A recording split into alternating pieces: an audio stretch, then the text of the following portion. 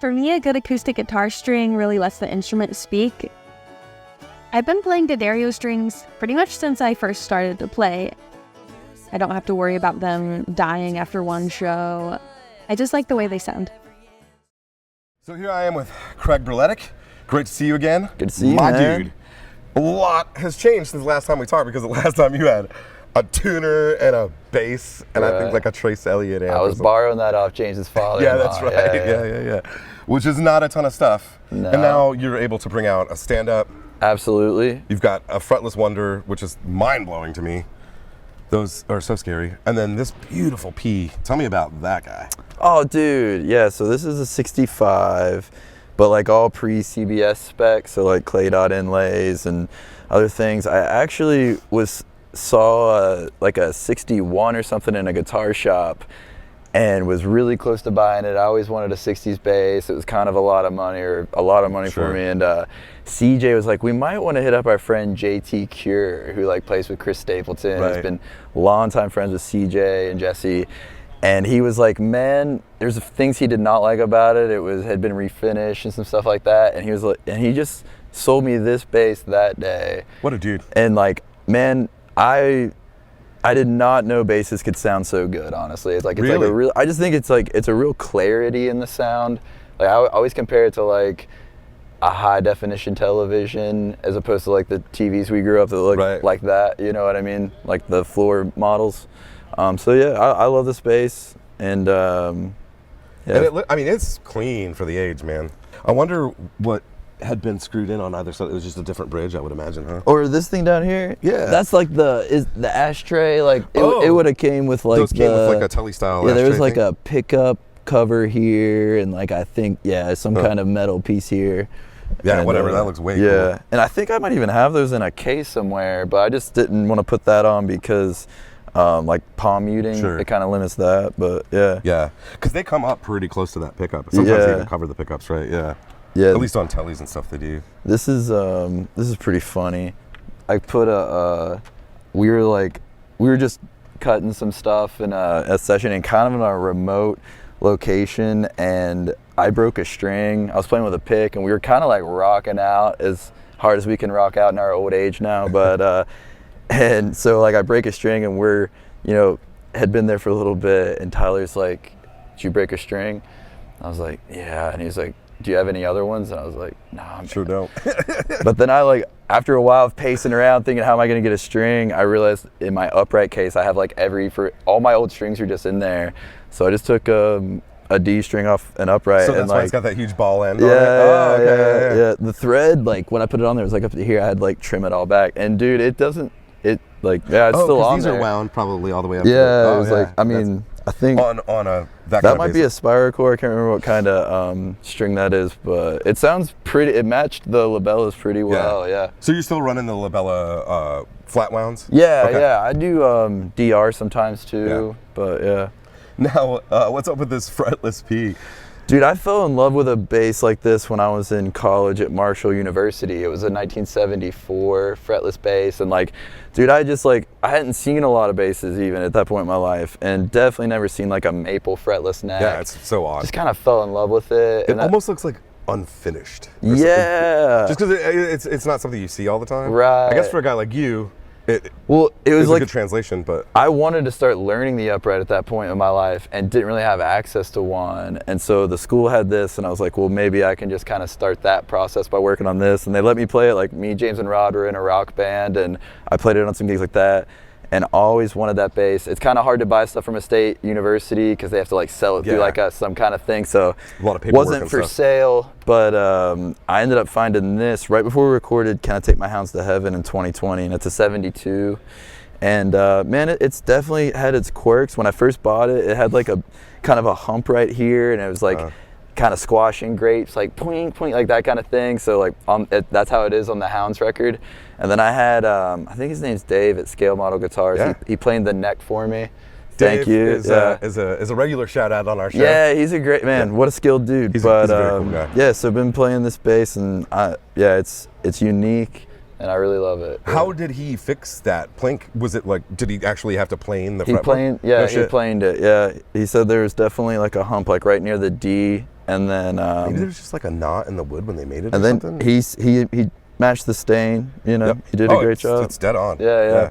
The guy knows his shit, for sure. And then I don't know anything about stand-up basses, so fill me in. What is this? This is an American Standard. It's Okay. a 1949, I'm pretty sure.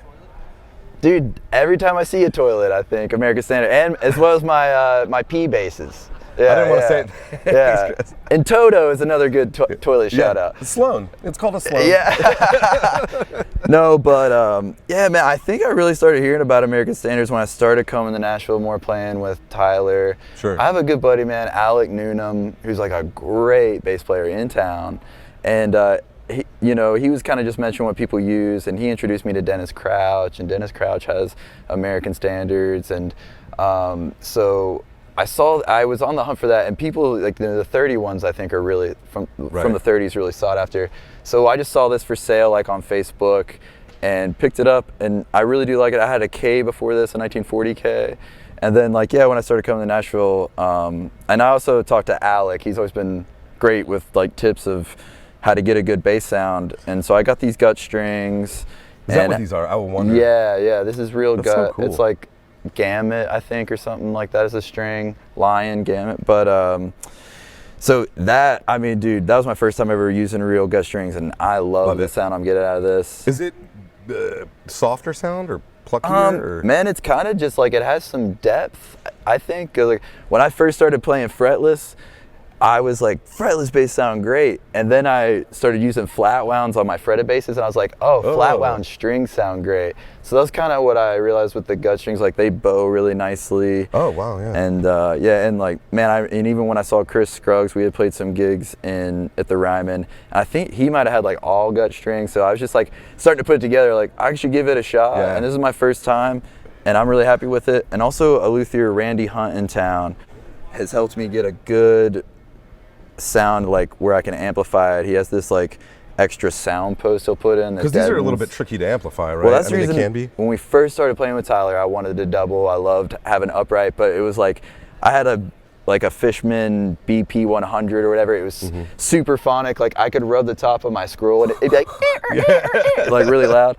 So wow. So I stopped. Like if I'd pick up the electric, it'd be like, oh, the bass sounds good now, kind of thing. So I just stuck with that. But now, like Randy and just like all the information I've gathered from seeing the great players here in Nashville. I love Chris. He was my neighbor, Chris Scruggs. Dude, that he was guy, my neighbor for a long time. I don't know him very well, He's but a great I mean, dude. like, man, as far as just being like a master and what a scholar, and anytime I hear him talk and watch him play, and Marty Stewart, like, anytime I see that band, and we saw him when Apostle Paul was playing bass, and then like Chris, it's just like, man, it's like, so anything I can. Chris can also shred anything. Like what I've seen over the years, like, it's like how knowledgeable and just a love for music. Yeah, I'm a fan. And it's totally genuine. You know, it's a beautiful thing to see. Your amp setup has dude, gotten way cooler. This is the last year when I put it together. It's like I started calling it 1010s, but this is just a. So it's 610 to 410. It's just everything that I have kind of like laying around. Really, like I had the Aguilar cab I bought off a friend, Chaz. I got that Ampeg cab with a V4, and then Orange let me have this head, and then I finally got a Bassman. So that's kind of how it all came together. The Bassman amp is like a tone. I love a trebly sound and like sound and have a bite. And then the Orange is nice when we started playing these bigger rooms. If I was just playing the Bassman, it was just a little too thin. So I get that like nice, really low, beautiful bass sound, and then have like a cutting, kind of edgy sound on top. Right. Is what I like. No, that's actually a really good blend of the two. Because the Bassman does a thing, man. It's awesome. But you might be lacking a little in the lower frequencies from time to time, which the Orange absolutely is going to be able to handle. Are you running this bad boy direct? Yeah, through this Grace DI. Yep, man. This is great. This is brand new to me. Like we just kind of got it at the beginning of this year, and I like, a lot of knobs. I actually probably need to watch some of your all's videos and maybe some videos on YouTube. I don't know if we've ever actually reviewed the Alex, but we see them a lot more often. It's becoming pretty common. Yeah, but it's been like, man, super reliable and super clean in the ears. Are you still using that tube DI then? Yeah, this is my electric pedal board here. Gotcha. So it's like both of them are going through this, and Yeah, just got it. It's so big. What tube is in it? Do you know? Jesse, man, is probably screaming somewhere and could tell you, but I think I heard somewhere it's like based off a B15 circuit. I could be absolutely wrong about that. So, whatever tubes. I mean, it's a pretty substantial sized piece of gear. Yeah, dude, it's roadworthy especially too. for a tube box. You know, a truck box. You know. Yeah. Yeah. Have you ever had to replace the tube? No, man, and that thing's been dropped a few times, and it's been really roadworthy and been good. Yeah. Well, let's see. Considering last time you just had a tuner, you got the Cali 76, which is a great compressor. Absolutely. Which is like an 1176 basically. Exactly, right? Yeah.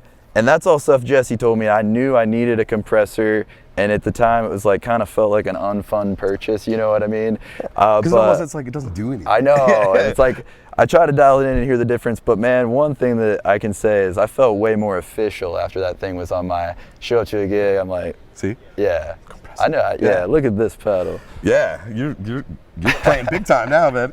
The Octaver I love, man, especially on bass stuff. It just sounds so cool. Yeah, Are you going up, or are you doing both? I actually have one going down. Okay. Yeah. Really? So, like, almost like an 808. Yeah, and I guess what So cool. Yeah. And then this switch here. That's like an AB between the two basses. Okay. And then this is my mute and tuner.